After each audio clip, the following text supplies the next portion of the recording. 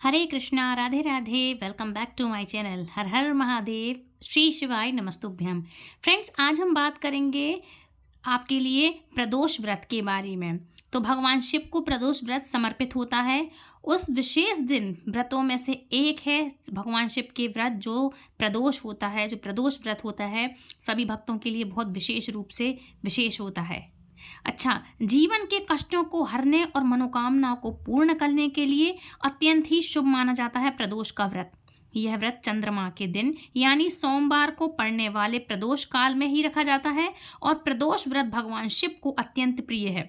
इस बार माघ के महीने के कृष्ण पक्ष में पड़ने वाला प्रदोष का व्रत सोमवार के दिन पड़ रहा है। इससे इसका दिन और ही उत्तम हो जाता है। मतलब सबसे पहले तो सोमवार का दिन और प्रदोष का व्रत शिव भक्तों के लिए तो शिव मंदिर में आज मेला ही लगा रहेगा। और मान्यता है कि इस दिन प्रदोष काल में भगवान शिव अति प्रसन्न मुद्रा में रहते हैं। इस समय विधि पूर्वक की गई पूजा और व्रत से साधक को न केवल सांसारिक सुख समृद्धि प्राप्त होती है बल्कि भगवान शिव की कृपा से समस्त पाप भी नष्ट हो जाते हैं। लेकिन ध्यान रहे कि इस व्रत में शुद्धता, विधि और पवित्रता का ध्यान रखिएगा और विधि विधान का पालन करना अनिवार्य होगा आपको। यदि व्रत या पूजा में किसी भी प्रकार की कोई चूक हो तो व्रत खंडित हो जाता है और उसका फल आपको प्राप्त नहीं होता। उल्टा भगवान शिव क्रोधित हो जाते हैं न। इसलिए आपको बहुत ही ध्यान से इस व्रत को करना चाहिए, बहुत ही पवित्रता के साथ इस व्रत को करना चाहिए। नहीं तो भगवान को शिव से रौद्र बनने में वक्त नहीं लगता। हाँ, जाने अनजाने में गलतियां हो जाएं वो अलग बात हो जाती है, लेकिन ध्यान रखिएगा कि बहुत ही शांतिपूर्वक और पवित्रता के साथ आप इस व्रत को करें। इसका जो फल होता है तभी प्राप्त होता है।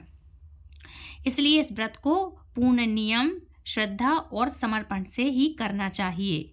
अब आपको बताते हैं कि इस बार प्रदोष व्रत की तिथि और शुभ मुहूर्त के बारे में।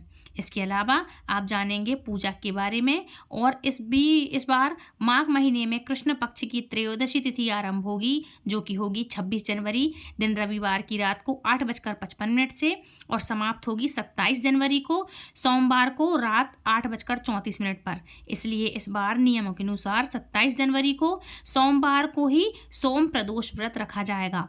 और सबसे पहले विशेष बात, सोमवार के दिन ही मासिक शिवरात्रि का व्रत भी रखा जाएगा। और मासिक शिवरात्रि का व्रत भी भगवान शिव जी को समर्पित होता है। तो दो व्रत हैं, दो नियम हैं। मतलब और भी खास है ये, और भी मतलब ऐसे नियम बन रहे हैं, इसके ऐसे सहयोग बन रहे हैं जो बहुत ही शुभ नहीं बल्कि अति शुभ है। दो व्रत आप एक ही साथ रख सकते हैं, इसलिए और भी शुभ सहयोग इसका आज के दिन माना जाएगा। अच्छा, प्रदोष व्रत के दिन सूर्योदय होगा सुबह 7:01 पर। सूर्यास्त का समय होगा 6:06 पर। ब्रह्म मुहूर्त रहेगा सुबह 5:36 से लेकर के 6:24 तक। और आपका आज का अभिजीत मुहूर्त रहेगा दोपहर को 12:01 से लेकर के 1:01 तक। अच्छा, ध्यान रखिएगा कि इस बार सोमवार के दिन सोम प्रदोष व्रत के दिन भद्रा भी लग रही है और भद्रा नक्षत्र में कोई भी शुभ कार्य नहीं किया जाता है। तो भद्रा का समय रहेगा शाम को नहीं बल्कि रात को 8:34 से लेकर के 28 फरवरी की सुबह पूरी रात रहेगी। 28 फरवरी की सुबह तक 7:01 तक भद्रा रहने वाली है। राहु काल का समय रहेगा 7:30 बजे से लेकर के 9 बजे तक। प्रदोष काल का समय रहेगा शाम को 5:02 से लेकर के 6:51 तक। ये शाम का समय रहेगा। प्रदोष काल में आपको इसी समय भगवान शिव की विधि विधान से मुख्य पूजा करनी चाहिए। और इस बार सोम प्रदोष व्रत के दिन भद्रा तो लग ही रही है, लेकिन भद्रा का वास इस बार पाताल लोक में होगा। और जब पाताल लोक में भद्रा का वास होता है तो यह धरती लोक पर इतना ज़्यादा इसका दुखदाई नहीं होता, इसका इतना असर नहीं पड़ता, क्योंकि ये पाताल वासियों के लिए रहेगा, धरती वासियों के लिए पृथ्वी पर नहीं रहेगा। इसलिए आप चाहें तो धरती लोक पर इसका भद्रा का वास अशुभ नहीं माना जाता है। तो आप पूजा पाठ या जो भी आप काम करना चाहते हैं इस समय आप कर सकते हो। अच्छा, सोम प्रदोष व्रत की पूजा करने से पहले आपको शुद्धता का अवश्य से ध्यान रखना है। स्नान आदि से पवित्र हो जाना है, ब्रह्मचर्य का व्रत का पालन करना है, झूठ नहीं बोलना है, किसी का मन न दुखाएं, अशुभ शब्दों का आप प्रयोग ना करें इस दिन, क्रोध को आप छोड़ दें, लोभ को छोड़ दें। मतलब जो शिव भोले भंडारी की पूजा करता है, जैसे भगवान बाबा भोलेनाथ भोले भंडारी हैं, इसी तरह से शुद्ध चित्त से आप भगवान की पूजा करें। इसके बाद आप भगवान शिव का ध्यान करते हुए व्रत का संकल्प लें। अब भगवान शिव की प्रतिमा या शिवलिंग को आप जल से स्नान करवाएं और पंचामृत से स्नान करवाते हैं आप जैसे तो करवाएं, उनका अभिषेक करें।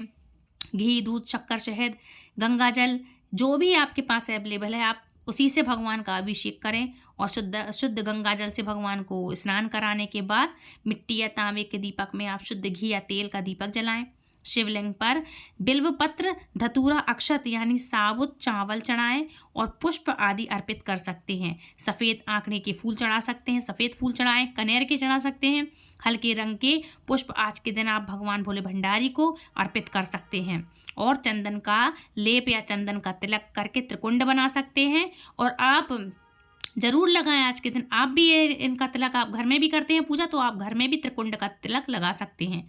भगवान शिव के समक्ष धूप, दीप, कपूर, नैवेद्य इत्यादि से आप उनकी पूजा करें, अष्टगंध से पूजा करें और ओम नमः शिवाय मंत्र का 108 बार आप जाप अवश्य से कर सकते हैं और नहीं तो आप मन ही मन इनका उच्चारण कर सकते हैं। श्री शिवाय नमस्तुभ्यम का कर सकते हैं, ओम नमः शिवाय का कर सकते हैं। आज जो भी भगवान भोले भंडारी का आपका मूल मंत्र हो, जो आपके गुरु द्वारा दिया गया हो, तो उससे भी आप कर सकते हैं। भगवान शिव को सात्विक भोजन जैसे खीर, फल, गन्ने का रस या पंचामृत का भोग भी आप लगा सकते हैं। भगवान शिव को खीर अति प्रिय है, भगवान को खीर बहुत पसंद है, इसलिए आप आज के दिन खीर का भोग भी लगा सकते हैं। अच्छा, कथा का श्रवण आज के दिन आपको जरूर करना चाहिए। इस दिन आप शिव पुराण से लेकर के सोम प्रदोष व्रत की कथा भी श्रवण कर सकते हैं, तो आप अवश्य से करिएगा। कथा सुने और सुनाने के बाद भी आप परिजनों के साथ हर हर महादेव का जय घोष जरूर से करें, आरती करें और आरती करने के बाद अंत में क्षमा याचना आप अवश्य से करें। भोलेनाथ, इस व्रत में जाने अनजाने में हमसे कोई भी भूल चूक या त्रुटि हो गई हो तो कृपया करके हमें क्षमा करें। अपनी गलती की आप भगवान से माफ़ी मांगें और अपनी कृपा हम पे सदैव बनाए रहें। इस तरह से आप भोले भंडारी से पूजा अर्चना करने के बाद इस तरह से आप माफ़ी मांगें, क्षमा याचना करें और पूरी श्रद्धा और भक्ति के साथ आप भगवान भोले भंडारी का व्रत करें। अच्छा, इस तरह से आप विधि विधान से पूजा करेंगे तो शाम के समय यदि हो सके तो शिवलिंग के दर्शन करने के लिए आप किसी मंदिर में जा सकते हैं। और याद रखना कि शिवलिंग की आधी परिक्रमा करनी चाहिए, पूरी नहीं होती है। भगवान शिव की जहाँ जलाधारी से जल गिरता है वहाँ से शुरू करें और दूसरी जलाधारी जो जहाँ से जल गिरता है ना, घूम के आएँ तो नखते नहीं हैं, उसको लांघते नहीं हैं, वहीं तक आएँ और वापस लौटें। इस तरह से भगवान शिव की एक परिक्रमा मानी जाती है। तो भगवान शिव की आप परिक्रमा करना चाहें तो ज़रूर से करें। इस दिन आप दीपदान कर सकते हैं, दीपदान का अवश्य महत्व होता है और सोम प्रदोष व्रत पूर्ण हो जाता है। इस तरह से यदि आप करते हैं तो आज के मतलब इस तरह से आज का दिन आप सेलिब्रेट कर सकते हैं। अब बात करेंगे इसकी कथा के बारे में। तो एक समय की बात है, अंबापुर गांव में एक ब्राह्मणी निवास करती थी। उसके पति का स्वर्गवास हो गया था, जिस कारण वह भिक्षा मांगकर अपना जीवन यापन किया करती थी। एक दिन वह जब भिक्षा मांगकर लौट रही थी तो उसे दो नन्हे बालक दुखी अवस्था में मिले, जिन्हें देखकर वह काफ़ी परेशान हो गई थी। वह सोचने लगी कि इन दोनों बालकों के माता पिता कौन हैं। इसके बाद वह दोनों बच्चों को अपने साथ घर ले आई। कुछ समय के पश्चात वह बालक बड़े हो गए और एक दिन ब्राह्मणी दोनों बच्चों को लेकर ऋषि शांडिल्य के पास जा पहुंची। ऋषि शांडिल्य को नमस्कार करके वह दोनों बालकों के माता पिता के बारे में जानने की इच्छा व्यक्त करने लगी। अच्छा, तब ऋषि शांडिल्य ने बताया कि हे देवी, ये दोनों बालक विदर्भ नरेश के राजकुमार हैं। गंधर्व नरेश के आक्रमण से इसका राजपाट छीन लिया गया, अतः ये दोनों राज्य से पदच्युत हो गए हैं। यह सुनकर ब्राह्मणी ने कहा, हे ऋषिवर, ऐसा कोई उपाय बताएं कि इनका राजपाट वापस मिल जाए। जिस पर ऋषि शांडिल्य ने उन्हें प्रदोष व्रत करने के लिए कहा। इसके बाद ब्राह्मणी और दोनों राजकुमारों ने प्रदोष व्रत का पालन बड़े भक्ति भाव के साथ किया। फिर उन दिनों विदर्भ नरेश के बड़े राजकुमार की मुलाकात अंशुमति से हुई। दोनों विवाह करने के लिए राजी हो गए। अंशुमति और राजकुमार और यह जान अंशुमति के पिता ने गंधर्व नरेश के विरुद्ध युद्ध में राजकुमारों की सहायता की, जिससे राजकुमारों को युद्ध में विजय प्राप्त हुई और प्रदोष व्रत के पुण्य प्रताप से उन राजकुमारों को उनका राजपाट फिर से वापस मिल गया। इससे खुश होकर उन राजकुमारों ने ब्रह्माणी थी उसको दरबार में खास स्थान प्रदान किया, जिससे ब्रह्माणी भी उसकी गरीबी दूर हो गई और वह खुशी खुशी अपना जीवन व्यतीत करने लगी। तो इस तरह से प्रदोष व्रत का इतना बड़ा उल्लेख है कि कितना राजपाट छिन जाने के बाद भी उनको राजपाट मिला। तो ये थी प्रदोष व्रत की पहली कथा। अब एक और संक्षेप में आपको सुनाती हूँ। एक और आती है पौराणिक कथा जो कि चंद्रदेव के बारे में है। तो प्रदोष व्रत को प्रदोष कहने के पीछे एक कथा और जुड़ी हुई है जो संक्षेप में है कि चंद्र को क्षय रोग था, जिसके चलते उन्हें मृत्यु तुल्य कष्टों को झेलना पड़ रहा था, उनको कष्ट हो रहा था। भगवान शिव ने उस दोष का निवारण करने के लिए उन्हें त्रयोदशी के दिन पुनः जीवन प्रदान किया था और इसीलिए इस दिन को प्रदोष व्रत कहा जाने लगा। हालांकि प्रत्येक प्रदोष की कथा अलग अलग रहती है, लेकिन स्कंद पुराण में प्रदोष व्रत के महात्म्य का वर्णन मिलता है, जो इस व्रत को करने से सभी तरह की मनोकामनाएं पूर्ण होती हैं, जिसमें से एक विधवा ब्राह्मणी की जो मैंने आपको कथा सुनाई है ये भी है। और पद्म पुराण की कथा के अनुसार चंद्रदेव अपनी 27 पत्नियों में से सिर्फ एक रोहिणी से ही सबसे ज़्यादा प्रेम किया करते थे और बाकी 26 को अपेक्षित रखते थे, जिसके चलते उन्हें श्राप दे दिया गया, जिसके चलते उन्हें कुष्ठ रोग हो गया था। ऐसे में अन्य देवताओं की सलाह पर उन्होंने शिव जी की आराधना की और जहां आराधना की वहीं पर एक शिवलिंग स्थापित किया। शिवलिंग ने प्रसन्न होकर के उन्हें न केवल दर्शन दिए बल्कि उनका कुष्ठ रोग भी ठीक कर दिया और चंद्रदेव का एक नाम सोम भी रखा गया, जिन्होंने भगवान शिव को ही अपना नाथ स्वामी मान करके यहाँ तपस्या की थी, इसलिए इस स्थान का नाम सोमनाथ हो गया। अच्छा, अब बात करते हैं इस कथा के बारे में। तो ये तो कथा थी, छोटी सी पौराणिक कथा थी।